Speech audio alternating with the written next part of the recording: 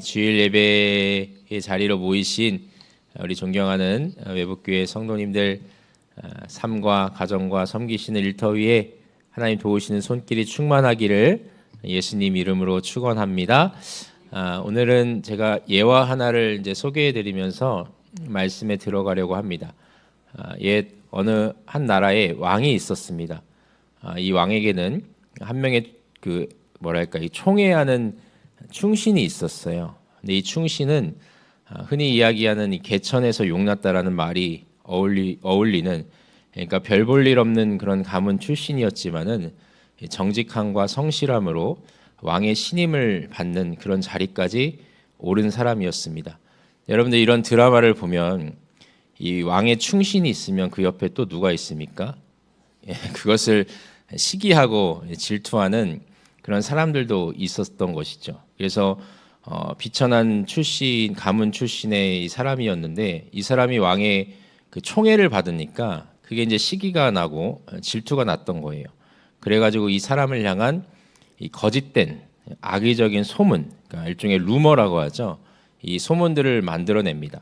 그래서 이 악의적인 소문이 돌고 돌아서 결국 왕의 귀까지 들리게 돼요. 그 소문이 뭐였냐면은 이 왕의 총애를 받는 충신이 이 국가의 재산을 빼돌려서 자기 집에 몰래 숨겨놓는다는 그런 소문이었습니다. 그래서 왕은 처음에는 이 사실을 믿지 않아요. 왜냐하면 워낙에 이 신하를 신뢰했기 때문에 이런 소문을 믿지 않았는데 옆에서 이제 닥달하는 다른 신하들 때문에 이 진위 여부를 파악하고자 이 충신의 집을 방문하게 됩니다. 그래서 멀찌감치 밖에서 이렇게 그 집을 바라보고 있는데 정말로 이 충신이요, 자기 곳간 안에 들어가더니 한참이 지나도 나오질 않는 거예요. 그래서 이 왕이 궁금해가지고 사람들을 보내서 저 사람이 뭘 하고 있는지 좀 보고 와라.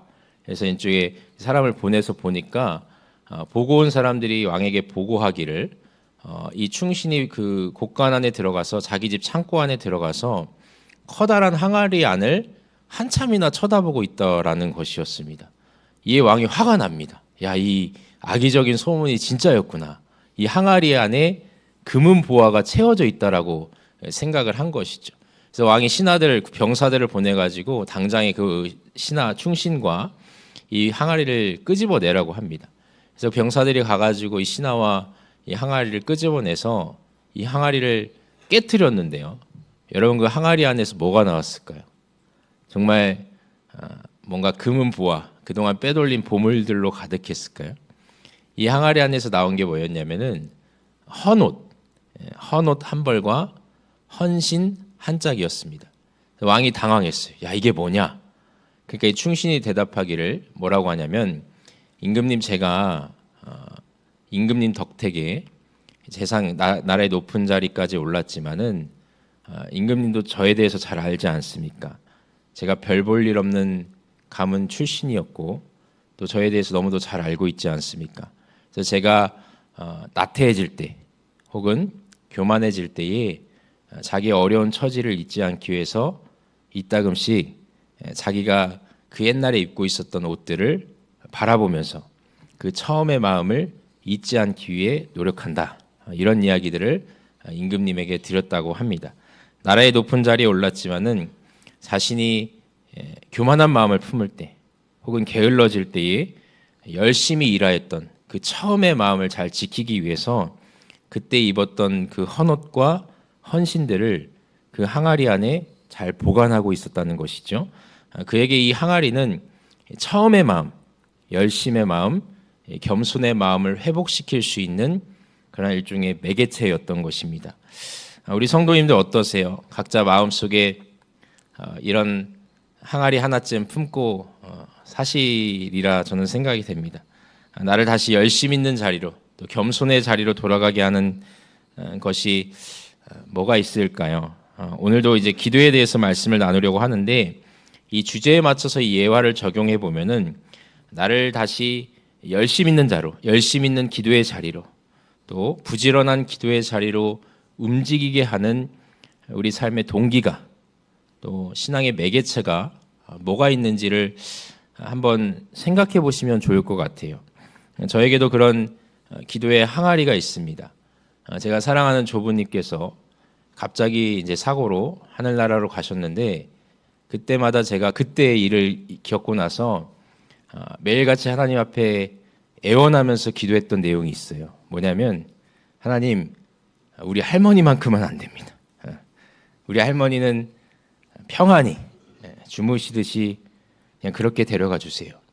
이런 마음으로 하나님 앞에 날마다 기도한 기억이 있습니다. 우리 이런 간절한 마음의 소원이 저로 하여금은 기도의 자리를 성실하게 지키고 또 훈련할 수밖에 없는 그런 요인이 되었던 것이죠. 그때 성실한 기도의 자리로 인도하여 준 그 소중한 시간들과 마음들을 좀 잊지 않으려고 애를 씁니다. 여러분들 삶에도 열심 있는 마음으로 나를 기도의 자리로 이끄는 그러한 동기나 매개체들이 있으리라 저는 생각이 돼요. 하나님께서는 우리로 하여금 기도의 열심을 품게 하시고 게으름 없이 기도하게 하십니다. 왜 하나님께서 우리에게 성실한 기도를 요청하실까? 왜 기도의 이 숨결이 끊어지지 않기를 하나님께서 우리에게 바라실까? 오늘은 그러한 맥락으로 그러한 주제를 가지고 말씀을 좀 생각해 보려고 합니다. 첫째로 우리가 기도에 열심을 내야 하는 이유는 분명 인간이란 존재가요, 매 순간마다 하나님의 도우심이 필요한 사람들이기 때문입니다. 여러분들 어떻게 생각하세요? 여러분들 다 하나님 도우심 필요하시죠? 필요하시죠? 제가 어렸을 때요, 제일 부러웠던 친구가 누구였냐면요, 친구네 집에 가면요, 그 냉동 돈가스, 소세지 이런 걸 반찬으로 먹는 친구들이었어요. 왜냐면 저는 그날 이제 조부모님께서 밭에 가서 캐오신 뭐 작물이나 이 채소가 그날 반찬으로 올라왔기 때문에 어느 날 친구네 집에 갔는데요, 처음 봤어요. 뭐 집에서 이런 그 왜 동그란 옛날에 그 돈가스 아시죠? 돈가스라고 하기엔 좀 그렇지만 냉동 식품들 그걸 막 집에서 튀겨 먹는 거예요. 그 침을 질질 흘리면서 야, 집에서 저런 것도 먹을 수 있구나. 그런 문화 충격을 받은 일이 제가 아직도 생생합니다. 케첩을 막 발라 먹는데요. 그게 얼마나 맛있어 보이는지. 나중에 좀 자라고 나니까 어떤 친구들이 부러웠냐면 공부 잘하고 똑똑한 친구들. 그런 친구들이 부럽더라고요. 근데 이렇게 시간이 지나고 나서 제가 좀 부럽고 이제 존경하는 분들이 누구냐면은 삶에 어떤 문제가 닥쳐왔을 때 어떤 고민도 없이 주저함도 없이 먼저 하나님 앞에 무릎 꿇을 줄 아는 사람들. 저는 그런 분들이 참 존경스럽고 뭐랄까 한편으로는 대단하다고 생각을 합니다. 여러분 어떤 문제나 곤고함이 우리 인생에 찾아오면 기도해야죠. 말은 참 쉽죠. 그런데 솔직하게 기도 안 하실 때도 많잖아요. 그래서 작은 일이든 큰 일이든 일단은 하나님께 간구하고 도우심을 구하는 그런 분들의 믿음을 보면 참 존경스럽습니다. 저는 그런 분들이 복 있는 사람이라고 생각을 해요. 왜냐하면은 그분들은 하나님을 의지한 것이 무엇인지를 분명하게 아는 사람들이기 때문입니다. 여러분 하나님을 의지하는 사람이 복 있는 사람이에요. 그런 기도의 모범을 성경 안에서 찾아보라 하면은 당연 예수님입니다. 오늘 누가복음 22장 39절에 보시면 예수님께서 감람산에 오르셔서 기도하시는데 그 상황을 표현할 때에 말씀에서 하나 덧붙이는 것이 있습니다. 우리 39절 말씀 다시 읽어볼까요? 예수께서 나가사 습관을 따라 감람산에 가시매 제자들도 따라갔더니 아멘. 예수님께서 기도하러 가시는데 무엇에 따라 기도하십니까? 습관을 따라 기도하셨다. 이런 우리가 복음서 말씀을 보다 보면은 우리 주님께서 얼마나 열심히 기도하셨던 분이신지를 알 수가 있어요. 제가 화면에 이 성경 본문을 다 일일이 찾기가 좀 힘들어서 준비를 했는데 우리 한번 볼까요? 화면에 보면은 예수님께서 복음서 말씀마다 네, 우리 화면 한번 띄워주실 수 있을까요? 예. 보시면 때때마다 기도하세요. 그래서 1번에 보시면 새벽 미명에, 그러니까 일종의 새벽 기도를 드리시는 거죠. 우리 마가복음 1장 35절 말씀 읽어볼까요?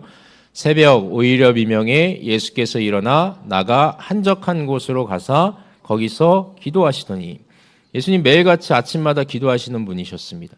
또 2번에 철야 기도, 그러니까 밤중에도 기도를 하세요. 마태복음 14장 23절 말씀, 무리를 보내신 후에 기도하러 따로 산에 올라가시다. 저물매 거기 혼자 계시더니 또 세례를 받으시고도 중요한 어떤 신앙의 결단을 하시면서도 기도하시는데 누가복음 말씀도 읽어보겠습니다. 백성이 다 세례를 받을새 예수도 세례를 받으시고 기도하실 때에 하늘이 열리며, 그 다음 페이지에 보시면요 4번에 또 예수님께서 중요한 결단을 할 때, 그러니까 뭔가 선택을 해야 할 때도 기도하세요. 예수님께서 12제자를 뽑기 전에는 밤새도록 기도하시고 제자들을 뽑으셨습니다. 그 말씀 한번 읽어볼게요. 이때 예수께서 기도하시러 산으로 가사 밤이 맞도록 하나님께 기도하시고 또 산에 오르셔도 기도하십니다. 이 말씀을 하신 후 8일쯤 되어 예수께서 베드로와 요한과 야고보를 데리시고 기도하시러 산에 올라가사 기도하실 때의 용모가 변화되고 그 옷이 휘어져 광채가 나더라. 산에 오르셔서 기도하시다가 영광스러운 모습으로 변모하는 모습도 볼 수 있고요. 또 마지막으로 십자가에서 죽으시기 전에도 기도하십니다. 우리 한번 읽겠습니다. 예수께서 큰 소리로 불러 가라사대 아버지여 내 영혼을 아버지 손에 부탁하나이다 하고 이 말씀을 하신 후 운명하시다. 아멘. 여러분 이렇듯이 예수님께서요 시시때때로 기도하셨습니다. 매일 시간을 정해서 기도하시는 것은 물론이고 중요한 일을 앞두고 기도하시고 무언가를 선택해야 하는 상황 앞에서도 기도하시고 또 여러 사람들을 위해서 중보하며 기도하시기도 합니다. 오늘 말씀에 44절 말씀도 한번 읽어보겠습니다. 예수께서 힘쓰고 애써 더욱 간절히 기도하시니 땀에 땅에 떨어지는 핏방울같이 되더라. 아멘. 예수님께서 기도하시는데 어떻게 기도하셨다고 묘사합니까? 애써서 더욱 기도하는데 그 땀방울이 어떻게 되도록 핏방울이 될 때까지 기도하셨습니다. 여러분 이처럼 성경은요 예수님께서 게으름을 피지 않고 열심으로 기도하신 분임을 증거합니다. 여러분 왜 능력도 많으시고 훌륭하신 예수님께서 이렇게 열심 있는 기도를 드리셨을까? 기도하지 않으셨으면 뭔가 예수님의 권세와 능력이 사라지셨을까요? 그런데 예수님도요 복 있는 사람이었어요. 복 있는 사람. 여러분 복 있는 사람이 어떤 사람이라고 했죠? 하나님을 의지하는 사람이 복 있는 사람입니다. 예수님도 마찬가지로 때때마다 이 아버지 되시는 하나님의 도우심과 인도하심을 간구하세요. 하나님을 의지하고 이 어렵고 고단한 사역을 잘 견디고 또 성취할 수 있도록 하나님 앞에 나아가 힘을 구하게 된 것입니다. 여러분 혹시 나에게 참 치료하기 어려운 이 지병이나 불치병이 있다고 생각해 보십시오. 그래서 우리의 건강을 돌보시는 선생님께서 의사 선생님께서 약을 주시면서 약은 꼭 잊지 마시고 때때마다 드십시오. 이런 말씀을 하십니다. 그럼 여러분 약 드시겠어요? 안 드시겠어요? 죽기 싫으면 먹어야죠. 건강을 유지하기 위해서 먹어야 됩니다. 때때마다 시시때때로 빼먹지 않고 드실 겁니다. 잊어버릴 일도 없고 며칠씩 까먹을 일도 절대 없을 것입니다. 여러분 기도도 이렇게 생각해 주세요. 우리가 하나님의 도우심 없이 살아가기 어려운 존재임을 인정한다면 무심코 기도를 지나칠 일이 없을 것입니다. 빼먹을 일도 없고 잊을 일도 없어요. 이렇듯이 기도의 열심을 품고 동기를 얻기 위해서는 우리가 먼저 하나님을 의지해야 하는 존재이다.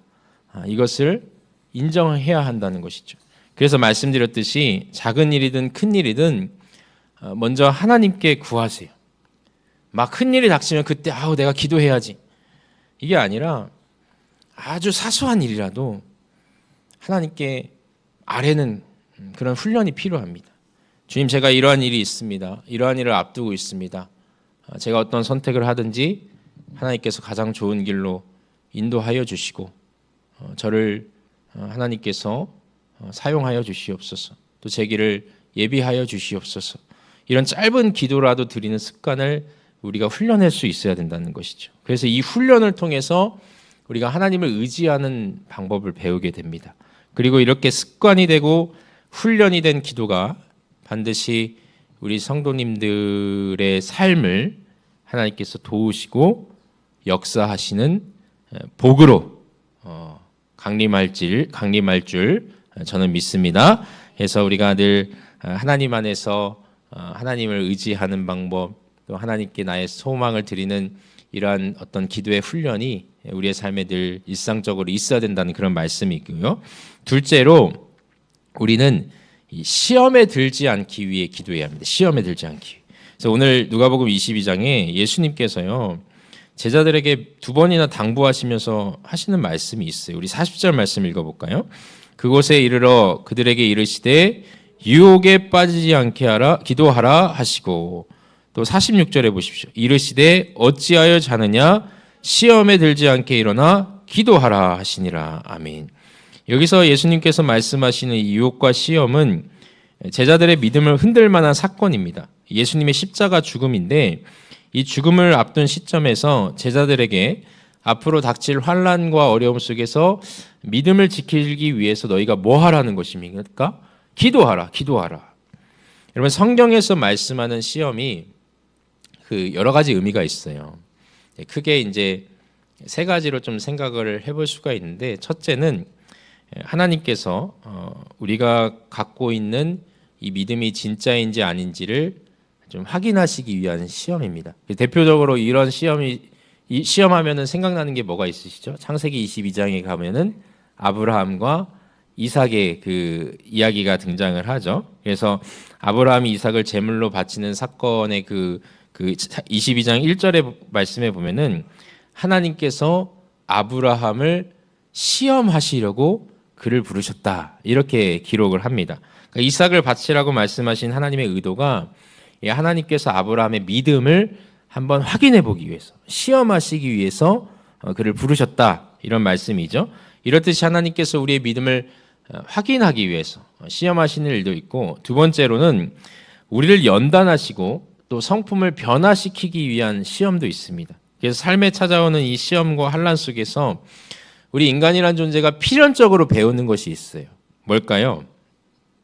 우리 인생에 여러 가지 시험과 환난이 찾아오면 우리 인간이라는 존재가 그 안에서 배우게 되는 것은 인내입니다. 인내. 오래 참는 것. 그래서 이 인내가 연단을 이루게 되고 이 연단이 소망을 가져다 준다라고 말씀도 하시죠. 그래서 시험은 이렇듯이 우리가 이 인내하는 가운데에서 우리의 인생이, 또 우리의 성품이, 우리의 삶이 그리스도의 장성한 분량에 이를 때까지 우리의 믿음을 성숙시켜주는 그런 과정이 될 때가 있어요. 그리고 마지막으로요, 지금까지 말씀드린 거하고는 전혀 다른 시험입니다. 그래서 하나님의 자녀들을 파멸의 길에 이르도록 하는 사탄의 시험이 있습니다.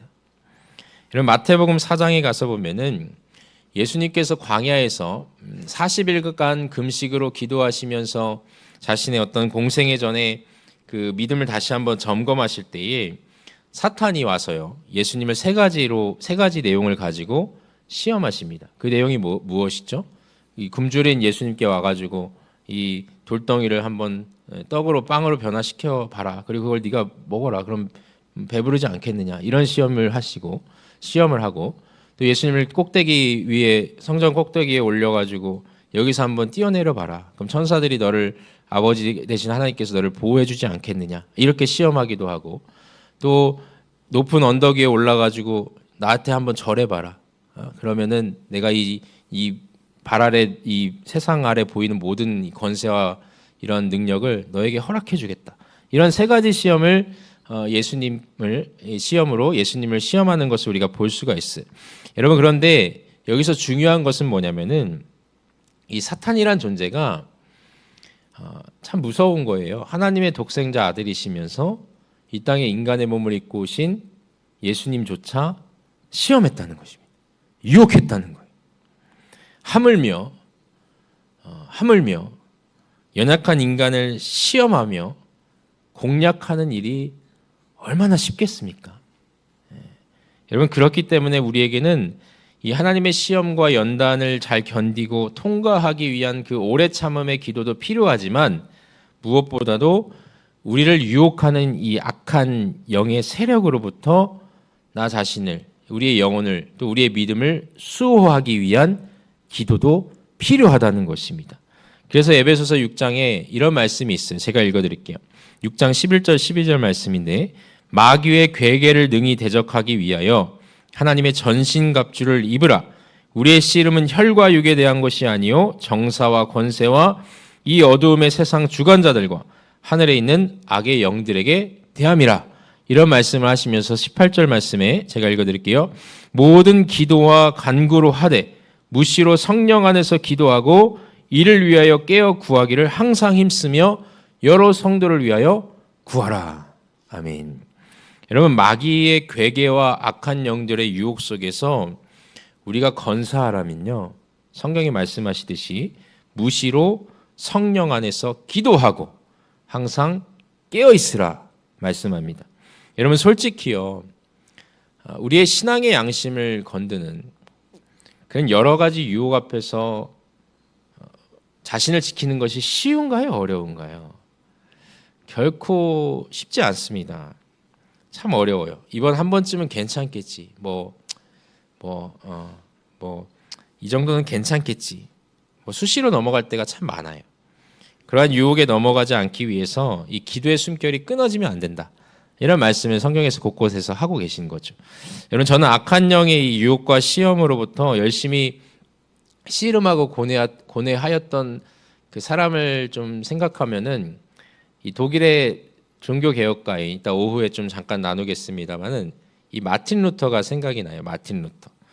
여러분, 마틴 루터라는 사람이 굉장한 기도의 사람이었어요. 그래서 루터가 기록에 보면 하루에 평균 한 2-3시간을 기도하는데 자기의 시간을 쓰는데요. 우리가 바쁘거나 할 일이 많으면 참 이렇게 시간이 없어서 기도하기 어려워요. 이런 그 말씀들을 할 때가 있잖아요. 그런데 루터는 일이 많으면 많을수록 그 바쁘면 바쁠수록 더 많은 시간을 들여서 기도했다고 해요. 루터가 왜 이렇게 기도에 열심을 냈을까? 종교개혁이라는 너무도 엄중한 그 여러 가지 일들을 이제 도맡아서 해야 되는 그런 상황 가운데에서도 왜 이렇게 기도에 열심을 냈을까? 이것이 중요한데, 루터 스스로 고백하기를 자신이 하루에 2시간 내지 3시간 이상을 기도하지 않으면 자기가 이 마음에 있는 여러 가지 악한 영이 가져다주는 이 사단의 그 시험과 유혹으로부터 자기 자신을 너무도 지키기 어렵다. 이런 솔직한 고백을 합니다. 그러니까 그만큼 루터라는 사람이 영적으로 예민했던 사람이고, 이 악의 유혹으로부터 자기 자신의 영혼을 지키기 위해서 노력했던 사람이라는 것을 알 수 있어요. 여러분, 우리의 마음속에도 여러 가지 것들이 찾아옵니다. 그 중에는 분명히 불필요한 것도 있고 또 옳지 않은 것들도 있어요. 누구나 이 악의 유혹으로부터 자유로울 수가 없습니다. 누구도 이 사탄의 유혹으로부터 자유로울 수가 없습니다. 제가 요즘 참 힘든 게 뭔지 아십니까? 많은 사람들에게 존경을 받고 모범이 되시는 분들께서요, 시간이 지나면서 다 도덕적으로 신앙적으로 무너져 버려요. 얼마 전에도 이 목회자 후배들이 참으로 존경하는 한 목사님께서 이러한 일이 있어가지고 목회자들이 다 충격을 받았습니다. 그것을 보면서 다시 한번 깨달은 것이요, 야, 인간이란 존재가 죽을 때까지 이 부패한 인간의 본성, 이 죄악의 본성을 버리기가 쉽지가 않구나. 이 사탄이 가져다주는 이 유혹으로부터 우리가 결코 자유로울 수가 없구나. 이것을 다시 한번 깨닫게 됩니다. 그래서 여러분, 부탁드릴게요. 여러분, 기도하실 때요, 기도하실 때 여러 가지 기도의 제목이 있겠지만은 기도하실 때 이런 기도 꼭 드리시기 바랍니다. 하나님, 제가 오늘 하루를 살아갈 때에 죄악의 유혹으로부터 저를 지켜주시옵소서. 제 영혼을 주님께서 보호하여 주시옵소서. 신앙의 양심을 지킬 수 있도록 하나님께서, 저는 미약하오니 주님께서 제 선한 양심을 지켜주시옵소서. 여러분, 이 기도가 꼭 필요합니다. 여러 가지 기도할 내용들, 중요한 기도 많이 있으시겠지만요, 죄악의 유혹으로부터 나를 지켜주시옵소서. 여러분, 이 기도는요, 우리가 우리의 생명을 다하는 날까지 지켜야 하는 기도의 제목입니다. 누구도 이 사탄의 유혹으로부터 자유로울 수가 없어요.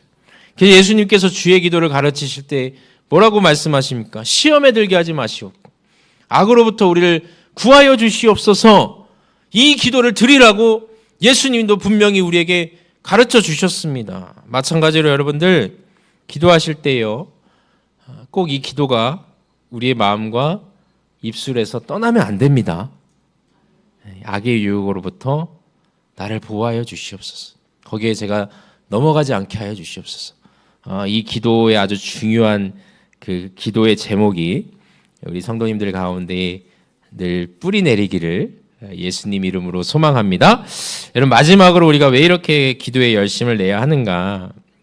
마지막인데요, 우리가 기도해야 하는 이유는 예수님을 닮기 위함입니다. 예수님을 닮기 위해서. 그래서 제가 송구 영신 예배 때인가요, 한번 말씀을 드렸는데, 신학교에 입학하기 전에 저희 담임 목사님께서 이렇게 부르셔가지고 모의 면접을 했다고 했죠. 그래서 혁수야, 너 기도가 뭐라고 생각하니? 그때 제가 했던 말은 기억이 나지 않지만은 목사님께서 하신 말은 제가 아주 똑똑히 기억합니다. 기도란 예수 그리스도를 인격적으로 만나고 그분을 닮아가는 것이다, 이런 말씀을 하셨어요. 여러분, 예수님 닮기 원하십니까? 예수님 닮기 원하세요? 그러면 기도하셔야 합니다. 예수님처럼 정직한 기도를 드리셔야 합니다. 오늘 본문에 등장하는 제자들 보세요. 예수님께서 분명히 말씀하세요. 유혹에 넘어가지 않도록 너희가 깨어 기도하라. 그러나 제자들은 결국 잠이 들어요. 왜 그랬을까요? 그들이 믿음이 없어서였을까요? 예수님을 사랑하지 않아서였을까요? 뭔가 이 일이 너무도 슬프고 여러 가지로 고단한 그런 이유도 있었겠지만은 그들에게는 아직 예수님과 같은 영적 습관이 없었습니다. 예수님을 인격적으로 만나고 닮아간다는 것은 예수님께서 살아가시는 그 삶의 방식들, 예수님께서 말씀하시는 그 아주 중요한 삶의 가치관들, 또 그분이 행했던 언행 심사들, 이런 것들을 닮아가는 그런 의미도 있겠지만은, 말씀드린 것처럼 예수님께서 갖고 계신 영적인 습관도 담는 것입니다. 여러분, 예수님께서 갖고 계신 영적 습관이 뭐예요? 기도하는 거예요. 기도하는 거. 시시때때로 기도하는 것이었습니다. 여러분, 예수님 닮기 원하신다고 말씀하셨어요. 그럼 우리도 예수님만큼 정직한 기도를 드려야 합니다. 여러분, 설교 초입에 항아리 이야기를 드렸죠.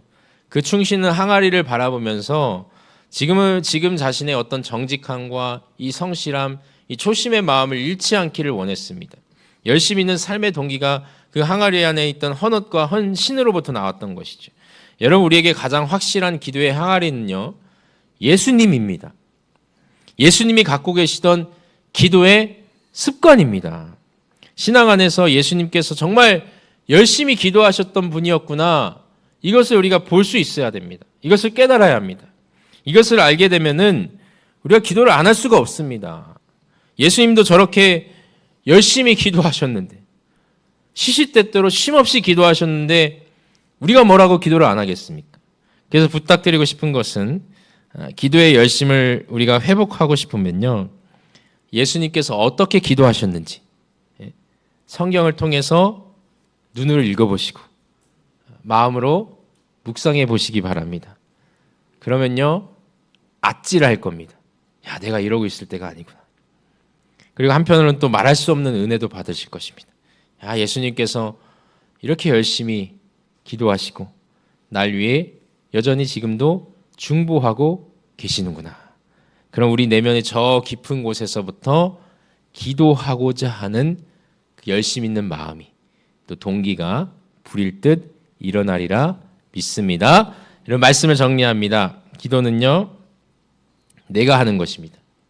언젠가 해야지, 누군가 해주겠지, 이런 마음으로는 아무 일도 일어나지 않습니다. 그래서 우리 성도님들이 꼭 이 우리 신앙생활의 아주 중요한 정신인 이 기도의 열심을 회복하시기를 바라겠습니다. 그래서 이를 위해서 첫째로 하나님을 의지하는 방법을 우리가 배우기 위해서 기도해야 하고, 두 번째로 사탄이 가져다주는, 악한 영이 가져다주는 유혹과 미혹으로부터 우리가 우리의 영혼을 지키기 위해서 열심으로 기도하셔야 되고, 마지막으로 그리스도의 삶과 인격, 그리고 그분의 영적인 습관인 이 기도를 배우기 위해서, 그분을 닮아가기 위해서 기도해야 합니다. 이러한 은혜를 늘 마음에 품으시면서 기도에 열심을 내시고, 또 기도를 통하여서 하나님 내려주시는 은혜를 충만하게 받으시는 우리 귀하신 외국교회 성도님들 다 되시길 예수님 이름으로 축복합니다. 축복합니다. 기도하겠습니다. 좋으신 아버지 하나님, 우리가 성경을 보면은 예수님께서 참 열심히 기도하셨던 분이심을 보게 됩니다. 예수님을 따라 살아가는 저희들도 주님과 같이 늘 마음으로 또 열과 성을 다하여서 기도할 수 있는 믿음을 주시옵소서.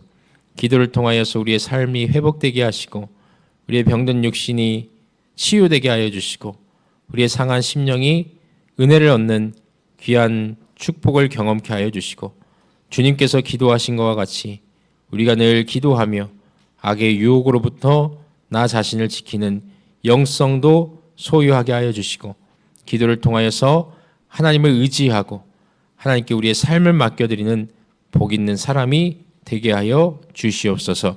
감사드리며 우리 주 예수 그리스도의 이름으로 간절히 기도하옵나이다. 아멘.